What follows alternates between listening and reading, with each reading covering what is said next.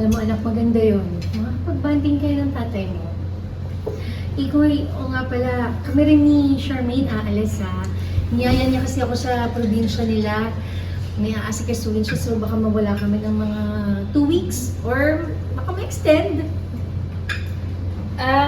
Pero kasi walang signal dun eh, mahina eh. Baka hindi kami matawagan natin. Walang problema, basta mag-enjoy kayo. Gusto niyo ba, ipahatid ko kayo? Ay, sir, wag na ho. Ano na lang siguro, pahatid mo kami papuntang pier, tapos magbabarko na lang kami. Oh, sige. Hindi ba? Barko?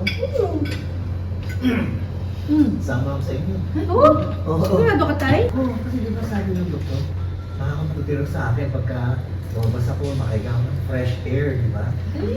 Para sa kalusugan ko eh. Oo. Okay. Masaya. Ay, ikaw, Serena, baka gusto mo sumama sa amin. Masarap na sa probinsya. May aasikasuhin ako eh. Pero sa susunod na sana kasi. Akala ko ba babawi ka si Rina nga, at para kayo nung sumama. Maganda dun sa amin, may mga falls, tapos ang ganda ng dagat, ganyan. Tapos, itong phone na binigay ni Sir Enrico, sir, salamat ha. Magagamit ko. Pag-selfie muna tayo. Selfie! Sige, tayo. Game, smile! 1, 2, 3. 1, 2, 3.